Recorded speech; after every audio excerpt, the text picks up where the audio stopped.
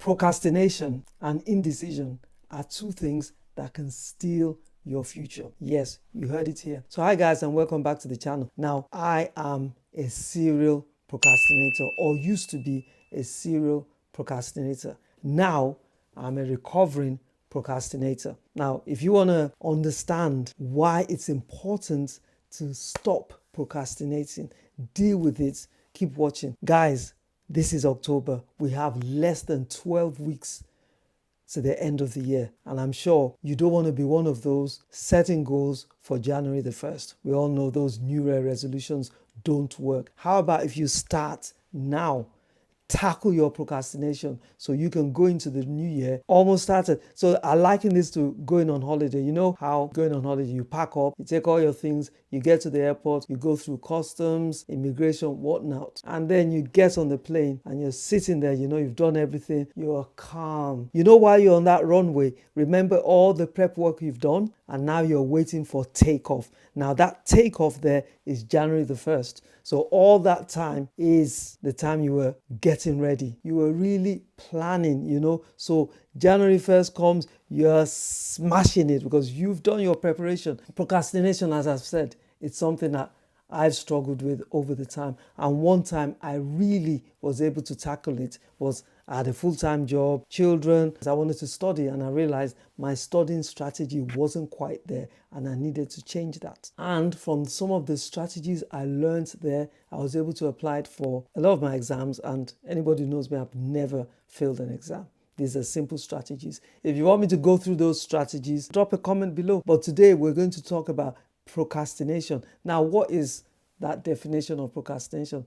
Procrastination is knowing that you must do something, but you keep on putting it off. You know, exams, and in this case, probably starting a business. So today I'm going to share with you 3 strategies that would help you. So when we get to January the 1st, you're ahead of the pack. You've done all your homework, so you're ready to hit that runway, take off, and start acing your goals. And you can start that now. So from my experience, what I've learned is, number 1, you have to have a plan. If you look at my wall here, it's full of things, and this is how I plan. So before I do anything, I make sure I have a clear plan of what it is I want to achieve, right? Some of you might be wanting to start a business. How does that look? I created a 1-page business map that helps you look at what that business might look like. The vision, your strengths, weaknesses, opportunities in the market, some of the first steps you can take, who you're going to sell to, how much you're going to sell the product, how you're going to package it is in my 1-page business map, and you can get a copy below if you join my mailing list. Now, coming back to that, a plan is important. Listen, there are people out here who have a plan and still struggle. How much more you wanting to start something without a plan? Having a plan is important. And when I say a plan, remember my guys, SMART goals. They must be specific, measurable, achievable, realistic, and time. That time, guys, is the most important factor there. You must put a time there. And then, so now you've got a plan, you've got your time frames, you now need to write down exactly when you're going to do those things. Yes, I mean, write them down and put time frames. If you're struggling, this is the best way. Write down, today I'm going to research this topic, and put a time next to it. If that's an hour. And guys, overwhelm comes from thinking you have to do everything now. You can't. We always overestimate what we can do in the short term, but underestimate what we can achieve down the line. So keep your tasks nimble, keep them short, quick wins. We're looking for quick wins because remember, you've been sitting on this for months, some of us years, decades. So try this weekend.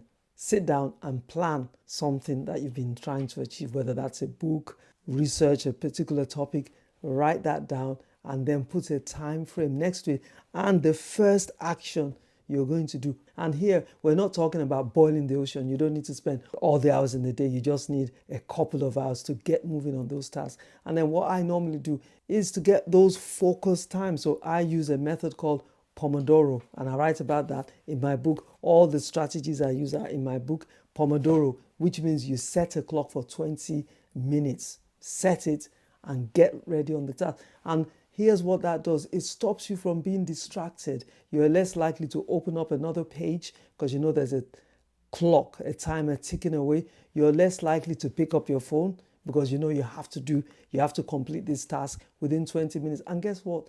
After 20, 25 minutes, you might be so immersed in what you're doing that you want to continue. So here you've broken that myth, of being a procrastinator, because we only procrastinate because we feel overwhelmed, because we want to do everything now. And it's not going to happen. You have to take one step at a time. The final thing is, yes, I know you want to do everything and achieve everything right now.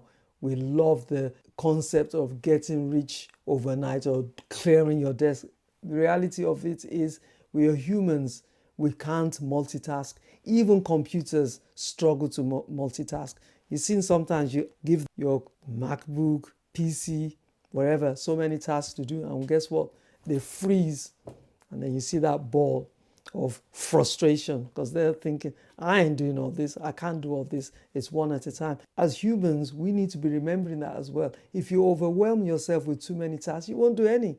You won't do any. So learn to break your tasks down and do bite size, So change your mindset around your task. You're procrastinating because you're overwhelmed, and you're overwhelmed because you have too many things to do on your to-do list. The way I also set my goals is I like to work using projects. So I want to write a book, for instance. That's one project. So I'll break down the task for that and I track that project rather than having a list of, I need to make a phone call, I need to pay bills, those are not to-do lists, and those don't actually align with the results, what we're looking to achieve at the end. So of course, do your admin tasks, but admin tasks shouldn't be on your main to-do list that are moving you from A to B. They should be on things you do when you've completed your main tasks that are going to shift you from A to B.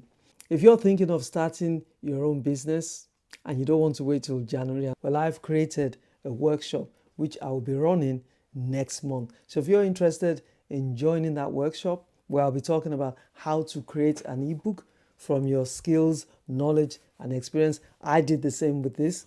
Then join me on that workshop. All you need to do is join my mailing list. There's a link there, and you'll sure be informed of when that workshop drops, so you can join it and learn how you can turn your skills, knowledge, experience which you have into an ebook which could become a money maker for you. And we're talking about getting ready now, doing your stuff now in October. So in January, you're ahead of the pack. What would it be like for you to have your own book in January? Even if it's a draft, wouldn't that be better than where you are now? Join my mailing list and I will let you know when that course is released. And come on, guys, what's stopping you? Remember, if you don't do anything, nothing happens. And most of us, unfortunately, will leave this world taking our legacy with us, and we have so much to offer. Just think about all those people you follow, you watch, who inspire you. If they didn't take that step of being in front of you, whether that's social media, whether that's writing a book, what would that mean to us? So we are here to make a mark. I know a lot of you want to start your own businesses in January. Of course, January is that month where we put all our New Year's resolutions. We all know, if you've been here on the streets, adult streets long enough, those don't work. By the 15th, they're all gone. A lot of us want to start businesses, so there is something we call the aspiration and action gap. Aspiration, action. When I was doing my research, out of every 100,000 people that want to start a business, guess how many actually start? 310. That's less than 1%. That's 0.31 of 1%. That's very low. And the reason why people don't start? One is capital, but another one is overwhelm. People don't know where to start from. They want to boil the ocean, whereas it's about breaking those steps down. They're scared, and they're scared because of the overwhelm. So they have a crisis of confidence.